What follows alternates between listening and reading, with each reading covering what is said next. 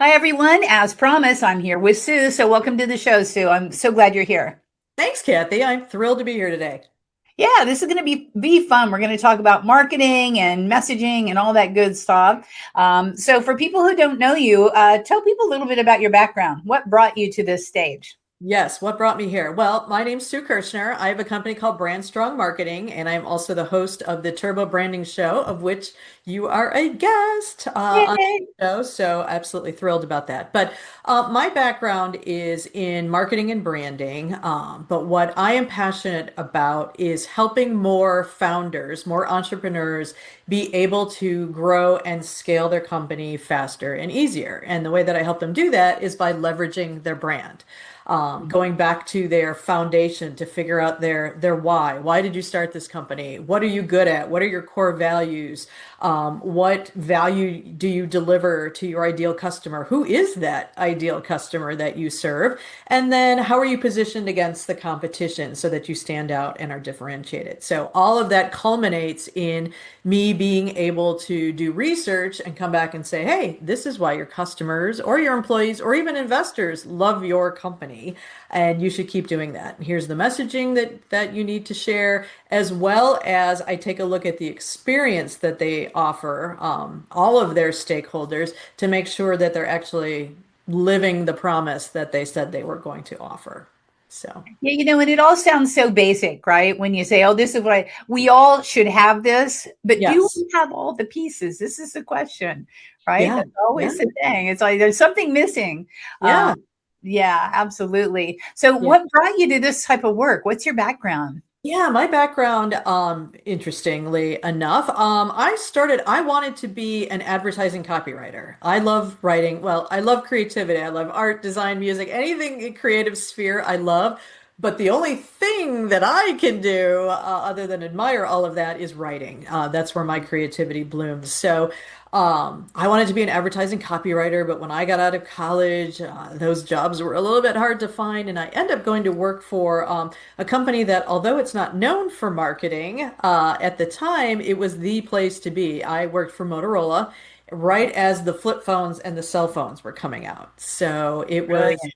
yeah, it was fantastic. And because I was the only one who spoke Spanish in the marketing department, because I grew up in Puerto Rico and in Latin America for a number of years, I got to do the whole breadth of marketing and branding activities. So it was like, oh, you can do trade shows, you can do PR, you can do advertising, create some brochures, help us with these events. I got to see all of it, and that was fantastic.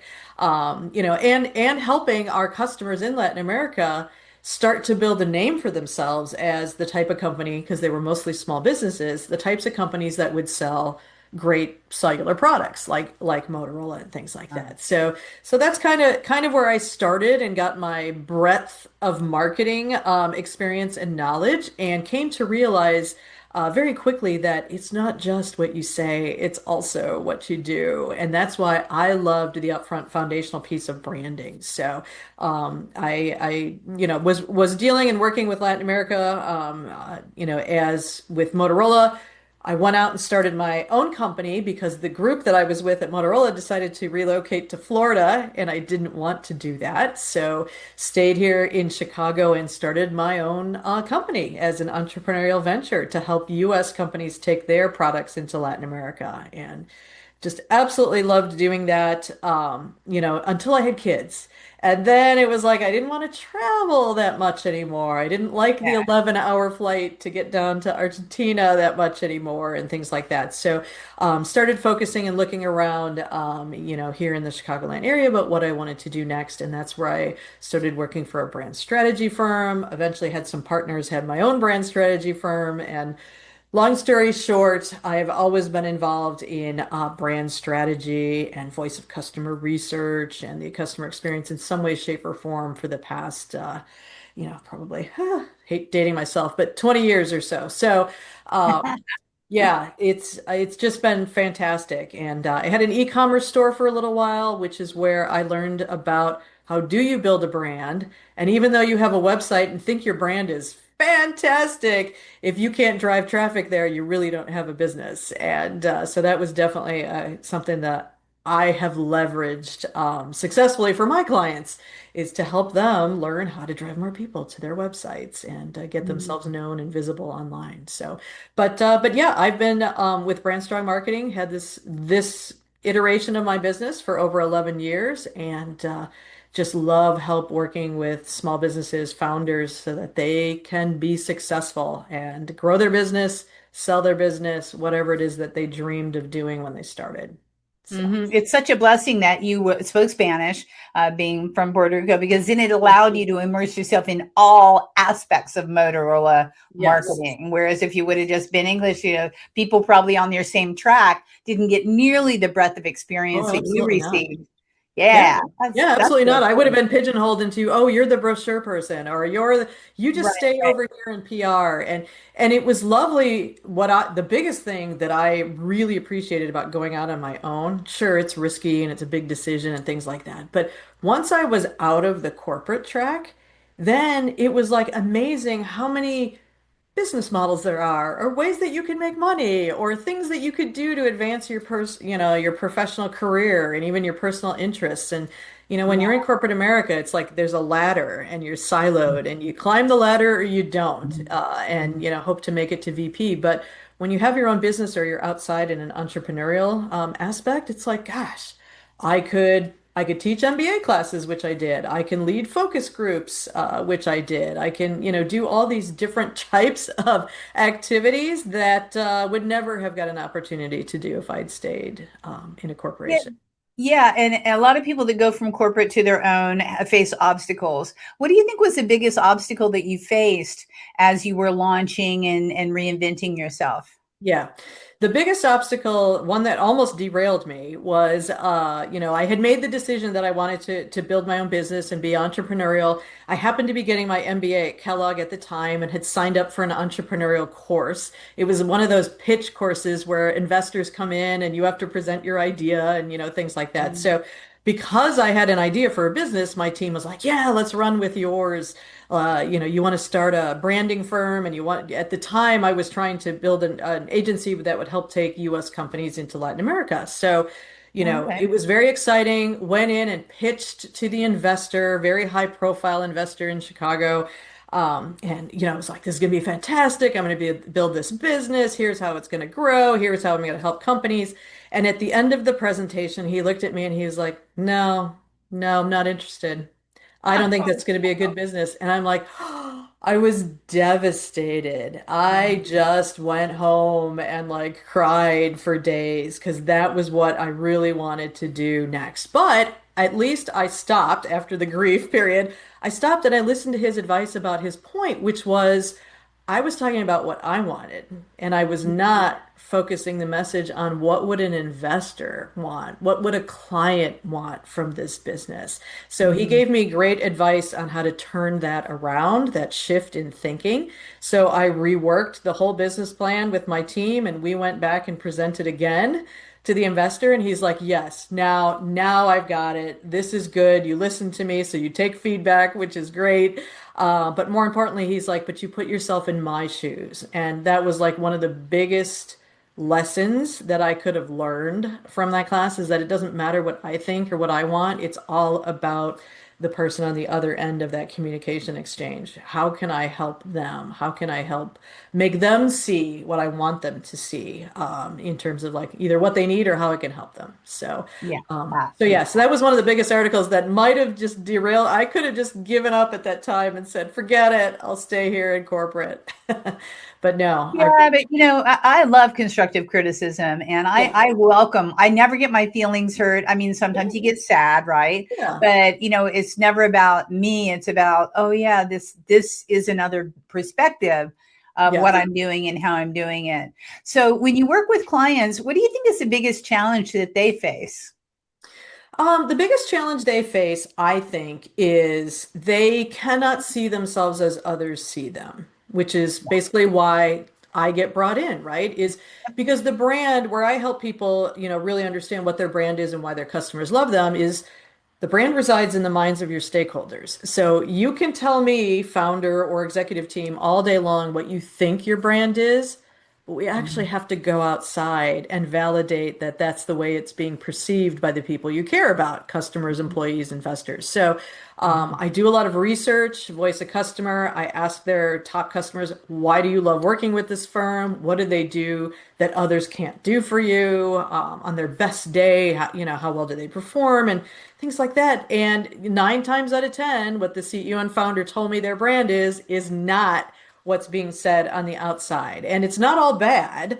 Mhm. Sometimes the CEOs and they're just like, "Oh my gosh, really? They say that about us? We're going to go with that." Yay. Yeah. That's perfect. We're going to go with that. But if not, if there is a gap, well, then where's the gap? Is it that your messaging is wrong, that you're not talking about yourself in the way that they perceive you? Or is it that your messaging is fine, but you're not delivering? The experience is not delivering what you said you were going to deliver. So the customers are coming up with a different perception, a different brand when they refer you or, decide to work with you. So that's what we work on then, is what needs to be fixed to help you identify the brand position and the messaging and the experience that's going to accelerate your growth. But they need to be open to hearing Yes. customers think. Good, good, bad, and ugly. Yep. And good. Like you say, your CEO is like, really? They think that? That's so cool. Exactly. And it's like, when you're doing brand strategy, I'm not doing a customer satisfaction survey when I talk to your clients. What I'm doing is trying to find out why they like you, why they're loyal, why so there's not if there's something horribly bad, it will come out in the process. But generally, it really focuses on what they like about the relationship and how they work with you and all that. And it's really gratifying to me because I have had some founders tell me that, you've helped me fall in love with my business again. Yeah. Because we all deal with just, we're putting out fires all day and someone's Mhm. complaining about this went wrong and we need to fix this and this and this. And to have someone come back and say, you know what, let's take an hour and let's focus on what you really do well and let me share that story with you. It just Mhm. energizes everyone and gives them the clarity and energy, inspiration on how to move forward because they go back to why did I start this business to begin with, Mhm. and they're excited about the growth and the opportunities moving forward. So that makes me feel awesome is that I can bring a little bit of joy and purpose back into their lives. So Super valuable, super valuable. I love taking anytime that I used to be signed up for a group that, to come in and give viewpoints on products or whatever. And it's great fun. I just yeah, love being the person that's reviewing and saying my thoughts. So, yeah. it's quite interesting to see what happens in the focus groups. Yeah, exactly. Do they take that advice and work on it, or do they just say, "Oh, she doesn't know what she's talking about," or it's like Right, right. you have to be Exactly. open to receiving that feedback. So, Yeah. yeah. What's the most memorable piece of your career so far from what you've been doing with your agency? Yeah, I think it was launching my podcast is one of the Yay. things that I was I'm sure you feel this way too, but it was one of those things where I thought about it forever and just didn't do it, whether it was lack of confidence or whatever it was. I just sat on the idea for like 3 years. And then finally one day I'm like, why aren't I doing this? I need to be, educating. I love teaching and I love learning, and the podcast allows me to do both of those things. Wow. I learn from my guests on the show, and then I can turn around and teach my clients and others, all of the insights that I'm being gifted with and gathering on the podcast. So, but yeah, it was a super scary thing for me to do. I thought at the time, and I'm loving it. It's so much fun. I Mm. meet the coolest people, as either being a guest or having them come onto my show. But most importantly, what the podcast has allowed me to do was I didn't want it to be just me saying the brand is so important, especially to my target market, which are small Yeah, business owners between like 1 and 10 to 15 million. And when you talk about branding with them, some of them get it, but a lot of them are like, oh, branding is for big companies. We don't have that kind of money. We don't have that kind of budget. I'm right. like, no, actually, branding is a strategic decision-making tool that helps you grow and accelerate your growth because it keeps you focused, it gives you clarity, it tells you how to communicate to all of your different audiences that are important to you. And so the podcast to me was a way. to not be just me getting that message out there, but to bring Right. people on like yourself and interview as many small business owners and advisors to small business owners as I can who have a story about how focusing and leveraging the brand led to accelerated growth for their company. So that's Mhm. my mission. That's what I want. Yay. There's not enough small business owners that make it to the big times, right? It's I Right. think only 9% ever get beyond the $1 million mark. Only Exactly. 4% of women-owned businesses get beyond the $1 million mark. And I applaud entrepreneurs and I want to do anything I can to help them, to grow, help their community, build, provide jobs for people, and then maybe even, sell their business and create a legacy for their family. So, Yeah, and hopefully more women are going to hit that mark with yeah, our help, right? So that's why I mean that's why I have a podcast too. You yep, meet other experts and then you pass on their information. There's yep, there's so many people doing so many fabulous things in the world, but right. it's hard to drill down and learn from each one. I think a podcast is a great vehicle for that because Absolutely. you can look at the content. You can say, yeah, this is of interest to me. Yes, this I don't need that. I do need this. Let's listen real quick. And Yeah. that's why I also like the 20-30 minute podcast format because it's easily consumable. Yes. And like you said, so it's a chance for me to meet amazing women like you, other entrepreneurs who are doing things. Because really, when it comes down to it, we Yeah. do the same thing using different modalities. We're all here Absolutely. to help businesses scale. I do operations, you do Yep. branding and messaging. It's Yeah. we need it all. No, you absolutely need to know. I mean, We need it your all. whole focus on process and systems, and I mean, they're absolutely going to need that to scale. And then I look at it from the point of, the branding or even helping the founder, because if you are starting to scale, the business needs to eventually not be you anymore. It Right. needs to not be the founder. Your personal brand needs to be transferred to become an organizational brand. Because let me tell you, if you want to sell that business or if you want to grow, it can't be you. It cannot be Mhm. dependent. Otherwise, you're not going to get the money you wanted if you sell it. You're probably going to have to stick around for 2 to 3 more years after you sell it because you're the brand still. And so, yeah, your systems releases the owner from the business, and hopefully, my help with branding releases the owner from the business as well. Yeah, I'm with you on that for sure.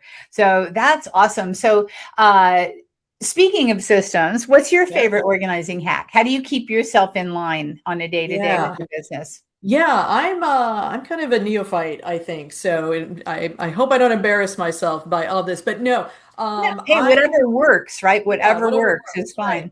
Time blocking, I would say for that's my biggest thing for time management. Yeah, time blocking. I learned that a number of years ago from another professional I used to know who was helping with organization. And yeah, so a lot of what I do is meetings and things like that, but then I need creative time. I need time to write and to do research and things like that I cannot be distracted. So I have to block those times out in my calendar and know what time of day that's actually peak for me to be writing or be creative or, things like that. So, and I even time block out my personal time. So if I don't, if I want to work out, I've got to have it there in the calendar. Otherwise, I can come up with a million other things to do in that hour. Mhm. So I block those out and make sure that they're just as important as my professional tasks that need to be assigned. So that's one. Another one that I use a lot is Trello with my team that helps me. Hello. Yeah. So for my team that helps me with the editing of the podcast and putting out my episodes every 2 weeks, they're in the Philippines. So Trello actually works really well because then we can share files, we can just pass things back and forth, and mark things off and hold everything together in one central app or software system. So all of those work incredibly well for me. And then I've started playing around with AI to help with taking over some mundane tasks. Mhm. So it could be like I use it for I take the transcripts from my podcasts and I have AI just clean up the grammar. Yeah. Take out the ums and the ahs and things like that and make the transcript a lot more readable. So that's an easy thing it can do. It categorizes all of my podcasts so that I can easily find them based on branding subject or case story later. And things like that. And I also use it for research, whether that's for new content ideas. Hey, what's the latest that's going on in the world of branding? Should I be writing about something like that? And AI can do that research for me. But it also can do research for my own marketing in terms of like, hey, what new podcasts are out that I should be a guest on? Or are there any associations that I should be speaking at? And I can use AI to help me to pull that together. And it does save a tremendous amount of time. Absolutely. Yeah, I'm with you on the time blocking. And I love the fact that you're blocking personal and business in the same calendar. I think it's so very important as entrepreneurs. A lot of people want to do their separate calendars, but then things get lost in the muck of the stuff. And then, you don't go to class or you don't get the workout because something took it over. Yep, Somebody took exactly. that time block and it Yep. wasn't me and it wasn't them. And who did that? I don't know. Yeah. Yeah. No, Yeah. absolutely. Yeah. Absolutely. So, Love that. So, if you could turn back time and talk to your 18-year-old self, yeah. what advice would you give her? I would give her, I think, two to three things I would probably tell her. The first is think bigger. Mm, Um, so, like we had talked about earlier, the fact of like, oh, I've got a job and I'm just going to climb this ladder. And oh, it's going to be 2 years between promotions because that's what everybody's telling me it's going to be. And, things like that. So think bigger in terms of what can I do? And part of that is another piece of advice is get to know yourself really early. Your strengths, your personal mm, brand, what you're good at, what you're not good at, what lights you up, what doesn't light you up. I wish I had known that, and worked on myself, so to speak, when I was a lot earlier because, or a lot younger. I think maybe I would have made decisions faster. Would have maybe done some different things, or at least not have. There's been certain points in my life where you're like, oh my gosh, I feel trapped. This is it. This is what I have to do, and I'm not happy with this job, or even a client, or things like that. How do I get out of this? And by understanding my strengths and what I'm good at and what energizes me in terms of work, I might have been able to steer the ship in a different direction a little bit faster. So thinking bigger about opportunities and what I could possibly do, because that helps. Knowing my personal brand. Um, and then the last one is don't be afraid to ask for advice. That was yeah. the thing that I was always independent, thought I knew what was going on in life when I was in my 20s. I was like, oh yeah, I'm smart. I've got stuff going on. I've figured out my life. And then you realize coming into your 30s and 40s, you're like, wait, there's so many other smart people out there who have done what I want to do. I need to talk to them. I need to ask for their advice. And it's not a sign of weakness to say I need help with anything. So that was something that I wish I had started a little earlier and should have, my 18-year-old self should have known is that, yeah, it's amazing to me how people who don't even know you, if you ask, it still amazes me how many people help you, you know? People want to help you. And Yeah, I think now, as a caveat, because I'm yeah, married to a man, and I think as women entrepreneurs, it's so much easier. I still see the stigma with men asking men. I still see that for us, it's so easy. I mean, yeah, we always want to give information and get information. There's no mark, so to speak, to ask for advice. In fact, I think it's an asset. yeah, And yeah. sadly, I think it's still a little bit strange for men, but we're lucky because we're women entrepreneurs. Exactly, Yeah, exactly. And yeah, yeah, there's so much knowledge out there that you could tap into by just asking. And as you said, people feel good when they can help somebody else with their career or get a leg up or make an introduction. yeah. So even if they don't know you, what's the worst they're going to say is no, right? So Right, right. ask and Yeah. get their help. Yeah. Yeah. And back to your point of getting to know yourself and your strengths and weaknesses. I mean, I think that we don't really know ourselves until in their 30s, anyhow. But, at 40, I finally had to come to, and I picked up the book, What Color is My Parachute? Yeah, And I still work with people on that actually, because it's a process. You can take Myers-Briggs, you can take all the different assessments, but you can skew them. You can right, totally skew all of those to a certain point right. and get what you want. But the color is your parachute. I mean, it's in like the 56th edition. You can't mess with the results. The results are the results are the results. So I love that. If any of you are listening out there and you're wondering, what are my strengths? Because I didn't know my major Yep. strength is I love change, right? Okay. Well, Okay. I would have never come upon that. And so what do? I help people change, right? That's because that's what is my easy thing. So, but Right. you don't know that until you have the right assessment or whatever. So if you're listening and any of you're wondering, go to my color is your my what color is my parachute? Carol Jackson. It's like 50 editions later, still the same content because it works. It works. So Yep. yeah, it Yep. works, and it's hard to know who you Yeah. are. It It is. really It's is. hard to know who you are. It's hard. You have to grow into the confidence of what you're good at or what Mhm. you enjoy doing. And it, there's a lot that needs to be explored before you can really say, okay, I like this. I don't like that. I'm good at this. Or as a business owner, I should outsource that because I'm just mucking it up, Yep. and things like that. So, Absolutely. And call in a professional because, we can see what you can't see. That's the absolutely. whole point. That's the only reason why masters hire masters. It helps us see what we can't see. There's somebody that just looking over, not stuck in the muckier stuff, saying, oh, yeah, well, maybe have you thought about this? Or have you thought about this? Or I see this in you. That's what Right. I'm going back to your, when you do, the group forums and, for products and stuff, you learn all this stuff of what people really think about you, and Yeah. then you can grow and move on. Wow, this has been Absolutely. really good. I Yeah. love this. I love this conversation. Yeah, me too. This is fun. Is there anything that you wanted to talk about? I know you have a valuable free offer for people. Uh, Yes. you Yes. can talk about that, and then let me know if we haven't touched on a topic that you wanted to discuss. Yeah, no, I think we've touched on a lot of good things, but yeah, my free offer is, like we said, it's hard to get to know yourself, and it's hard to see yourself as others see you. However, you still can take strides and start working on figuring out what your brand is, whether it's your organizational brand or your personal brand. So on my website, which is brandstrongmarketing.com, on the homepage, I actually have a worksheet, no, a workbook, so to speak, that has the 10 questions to ask to identify your unique brand. It goes through and, here are the questions you need to either ask your customers if you're a business, or if it's a personal brand, ask the people you work with, your peers. You can ask them a lot of the same questions, and then it tells you how to distill that information into figuring out what truly makes you unique.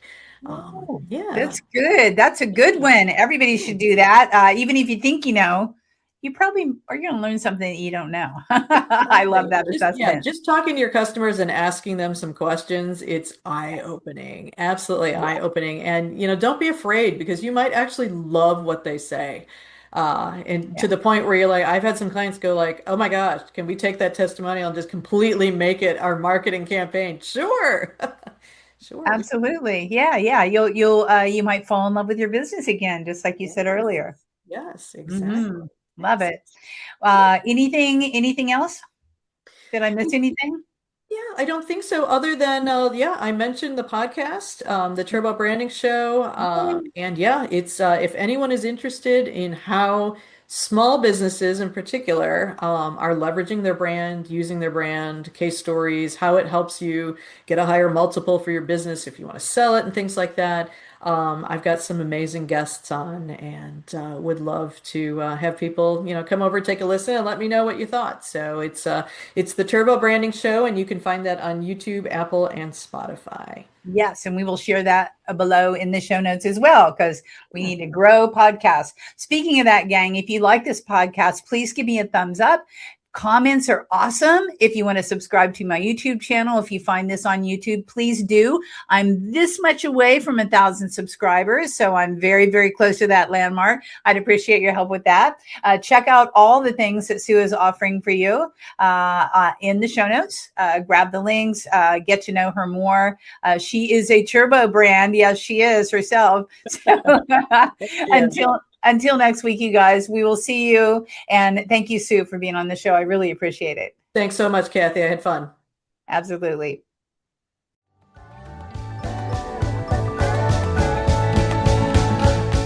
Hey, thanks for listening to this podcast. I hope you enjoyed this episode. And if you want to hear more, feel free to subscribe on the platform of your choice. Also, if you feel so inclined, I would truly appreciate a good rating from you to me. Have a stellar day.